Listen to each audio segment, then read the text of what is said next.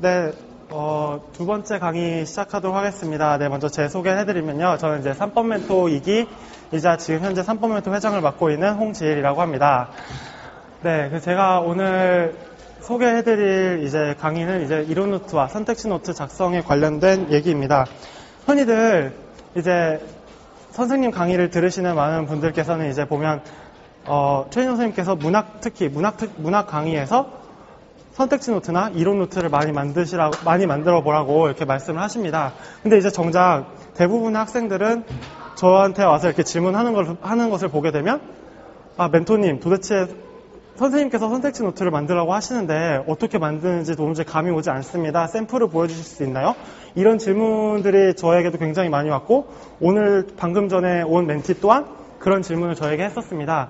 네, 그래서 이제 작년 3월부터 이제 저희가 이제 이론 노트와 선택지 노트 이제 샘플을 따로 만들어서 선생님 카페에다가 이제 게시를 해놓기도 했고요. 그리고 지금 작년과 올해 이제 선택지 노트 만드는 방법과 관련해서 지금 강의도 하고 있습니다.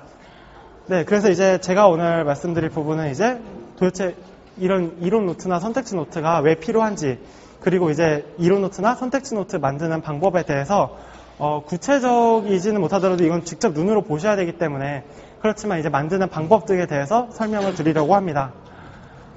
네, 그래서 이제 노트가 왜 필요할까요? 노트를 만드는 이유 중에서 이제 가장 주된 이유는 효율적인 복습 방법이라는 이유 때문입니다.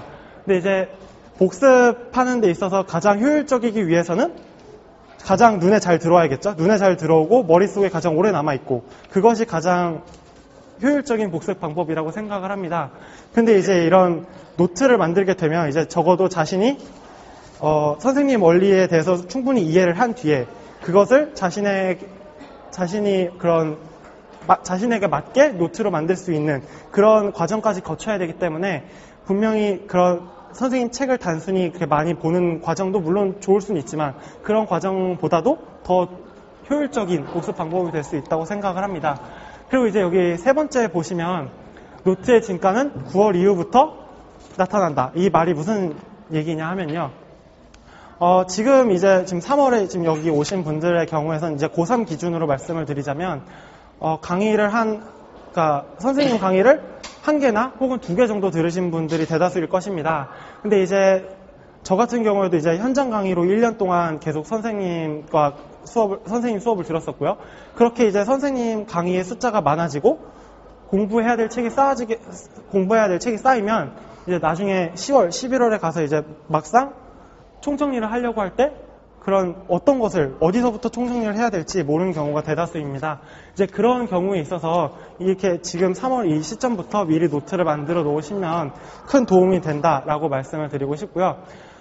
근데 이제 다만 유의사항이 있는데 여기 적어드리진 않았지만, 지금 제가 말씀드리는 이런 이론 노트나 선택지 노트에 대해서는 사실 강제사항이라고 말씀드릴 수는 없습니다.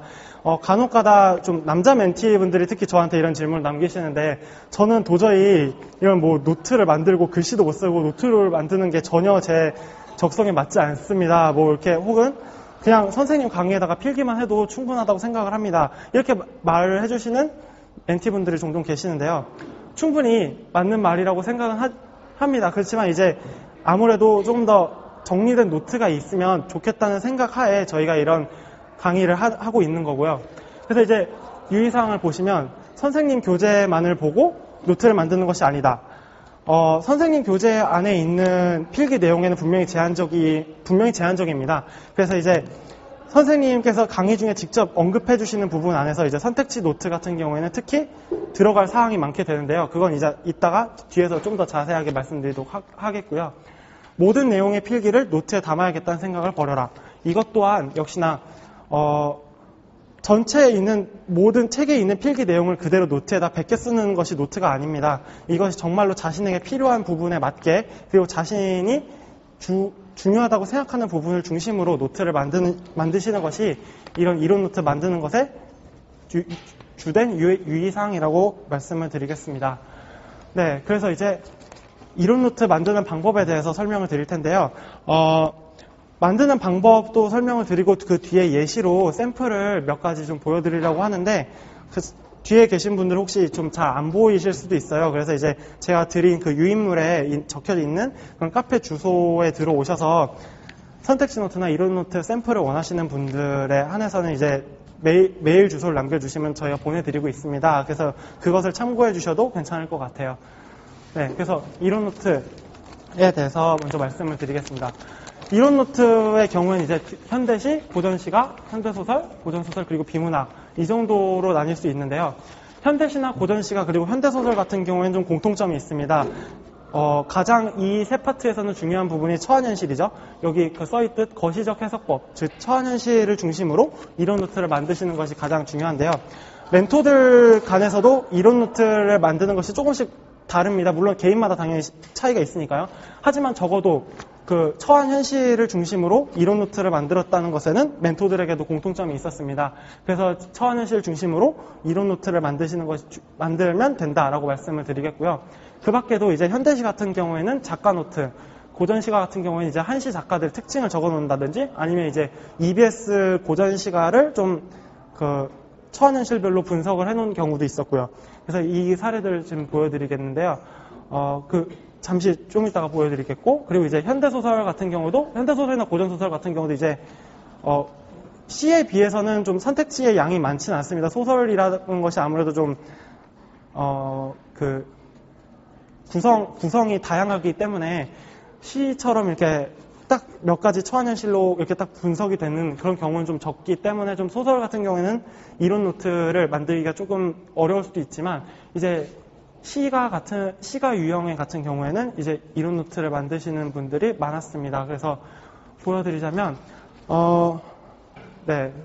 현대시 같은 경우도 여기 아까 말씀드렸던 거시적 해석법이라고 적혀 있죠. 그래서 이제 주로 처한현실별로 이론 노트가 만들어져 있습니다. 혹시 뒤에 계신 분들 잘 안 보이시면 좀 양해 부탁드릴게요. 그래서 이제 역사적 부조리 해서 이제 일제, 독재, 전쟁 했을 때 이제 이 파트들이 나오는 키워드들을 이제 이론 노트에다 적은 거고요.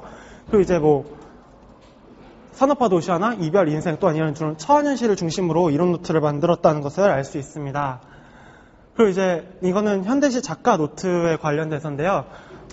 선생님께서 현대시나 고전시가 문제를 풀 때 이제 그 팁으로 이제 문제에서 혹은 제목이나 작가에서 힌트를 얻어서 문제를 수월하게 풀어라 라고 말씀을 하셨습니다. 이제 그 일환으로 이제 작가 노트를 만들어 보게 된 건데요. 말 그대로 말 그대로 각 처한현실별로 작가들을 나열해 놓은 것입니다. 근데 이제 여기서 간혹가다 EBS를 공부하시다가 보면 이제 예외들이 종종 나오곤 하는데요. 그런 예외들도 이렇게 좀 따로 이렇게 적어 놓는 방법식으로 해서 정리를 해 놓으시는 것도 괜찮은 방법이라고 생각을 합니다. 네, 그리고 이건 이제 다른 케이스의 이론 노트인데요. 역시나 공통점은 처한현실별로 정리가 되어 있다는 것입니다. 그래서 처한현실별로 이제 이론 노트를 만들어서 이렇게 한 처한현실 안에 모든 키워드들을 다 적어 놓는 방식으로 이론 노트를 만드시는 것 또한 괜찮은 방법이라고 생각을 합니다. 네. 그리고 이것은 이제 고전시가 같은 경우에 이제 EBS 작품들을 이제 정리를 해 놓은 것인데요. 그냥 무작정 EBS 작품들에 있는 모든 내용을 이론 노트에다 적어내는 것이 아닙니다. 여기 잘 안 보이시겠지만 일단 여기 이런 형광펜에 이제 이런 처한현실들을 이제 적어 놨는데요. 이런 처한현실들을 중심으로 이제 EBS 작품 또한 정리를 해놓는 것 또한 나중에 총정리하는 데 있어서 굉장히 좋은 방법이라고 생각을 합니다. 네, 그리고 이제 세 번째로 이제 선택지 노트 만드는 관련에 대해서 설명을 드리겠는데요. 선택지 노트에 대해서 아직 제대로 된 샘플을 제대로 보지 못하신 분들 같은 경우에는 이제 저 노트가 어떤 것인지조차 감이 오시지 않는 분들이 있을 수 있습니다. 네, 그래서 이제 말씀을 드리자면 선택지 노트의 주 활용 범위는 문학 파트입니다. 비문학 파트 같은 경우는 아무래도 주제가 다양하게 되고 그 주제가 다양하다 보니까 딱 정해진 주제를 통한 어떤 선택지를 적어낼 수가 없겠죠. 그래서 비문학 같은 경우에는 이제 서론 유형을 묻는 문제나 단락 간의 전개 방식을 묻는 문제가 아닌 경우에는 선택지 노트를 만들기가 힘듭니다. 그래서 이제 왜 이래? 선택지 노트의 주 활용 범위는 문학 파트라는 걸 말씀드리겠고요. 그래서 역시나 정해진 틀이나 형식은 없다. 정답은 없습니다. 이제 보여드리겠지만 선택지 노트는 정말 말 그대로 정말 1번부터 자기가 쓸 수 있는 번호까지 그냥 선택지를 쭉 나열을 한다고 생각을 하시면 쉽게 생각하실 수 있는데요. 근데 이제 선택지를 나열하는 것에서 이 선택지가 나오는 경우에는 내가 어떤 부분을 찾아봐서 정오를 판단한다. 이런 방향으로 작성을 하시면 됩니다. 그리고 아까도 말씀드렸듯이 이제 선생님께서 말씀하시는 부분, 교재에 필기가 되어 있지 않은 부분이 포인트다. 이것도 이제 선생님의 강의를 들으시면서 절대로 그러니까 선생님 강의를 듣는 중에 이제 그 요소 간에 나오는 그런 선택지 분석법이 있습니다. 이제 그런 것들을 이제 하나하나 좀 찾아서 그 선택지 노트에 옮겨 적으시게 되면 좀 자신만의 그런 선택지 노트를 만드시는데 보다 수월할 것이라고 생각을 합니다. 네, 그래서 이제 지금 두 개 정도 샘플을 보여드릴 건데요. 더 자세한 사항은 이제 여기 들어오셔서 신청을 해주시면 됩니다. 네, 그래서 선택지 노트를 먼저 하나 보여드릴게요. 그래서 선생님께서 강의 중에 이제 강의 들어보셨으면 아마 이런 말 굉장히 많이 들으셨을 겁니다. 감각적 신상을 나타낸다라는 선택지가 나오게 되면 이거는 무조건 답이다. 이런 쉬운 선택지 같은 것을 가장 기초로 해서 선택지 노트를 만든 겁니다. 그래서 이제 감각적 신상을 나타낸다를 1번으로 적고 이게 나오면 어떻게 대처하냐? 이건 답이다. 이건 답이다. 이건 100% 답이고 이게 옳은 답인 경우에는 이제 이것을 분명히 답으로 체크를 하면 된다. 이런 식으로 이런 가장 쉬운 예시를 설명드렸는데요. 이렇게 선택지를 적고 나서 이 선택지가 의미하는 바를 적고 이 선택지가 나왔을 때 나는 어느 부분을 찾아가서 어디를 판단하면 정답인지 아닌지 파악할 수 있다. 이런 내용들을 이제 적어주시면 됩니다.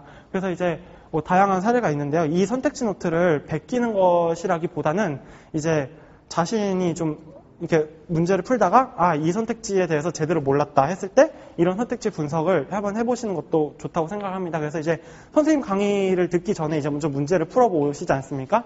그래서 이제 문제를 풀고 나서 틀렸다 했을 때 이제 선생님께서 이 선택지는 예를 들어 처원현실이 무욕일 때만 가능하다. 예를 들어 그렇게 말씀해 주신다면 이제 무욕일 때만 가능. 이런 식으로 이렇게 간단하게 적어주시면 됩니다. 그렇게 선택지 노트를 만들면 되고요. 노트를 거창하게 꼭 만들어야 된다라는 생각은 안 하셔도 됩니다. 그래서 이제 서리적 표현을 활용하여 시상을 전개한다라는 이런 선택지가 있을 때 그럼 이제 이 서리적 표현이 무엇이냐 했을 때 뭐뭐냐, 뭐뭐쏘냐, 뭐뭐의리 이런 것들이 시에서 나타나게 되면 이건 서리적 표현이기 때문에 답이다. 이런 식으로 정리를 해주시면 됩니다. 네, 그래서 다양한 선택지들을 나열할 수 있는데요. 저 같은 경우에도 재작년 4월이죠. 제가 고3 때 4월부터 정도 만들어 보기 시작해서 수능 때까지 조금씩 누적을 했던 것 같습니다. 그래도 현대시 같은 경우에 한 40개에서 50번 정도까지 나오게 되더라고요. 나중에 계속 선택지를 분석하다 보면은 좀 비슷한 내용인 선택지들이 종종 발견하게 됩니다. 이제 비슷한 선택지 같은 경우에는 이제 또 기존에 적어놨던 선택지에다가 같은 선택지로 해석을 하면 된다. 이런 식으로 적어주시는 방법도 있겠죠. 네, 그래서 이제 이런 식으로 선택지 노트를 적어주시면 되고요. 네, 그래서 유인물 보시면, 유인물에 아까도 말씀드렸듯이 이제 더 궁금하신 분들은 이제 카페에 들어오셔서 선택지 노트를 메일로 보내달라고 말씀을 해주시면 됩니다. 네, 그래서 여기까지 강의였고요. 지금, 2부까지 진행하신 분들은 이제 집에 가셔도 되고, 3부 멘토링을 하신 분들은 이제 잠시 후에 한 5분 정도 있다가 이제 3부 멘토링을 시작하도록 하겠습니다. 감사합니다.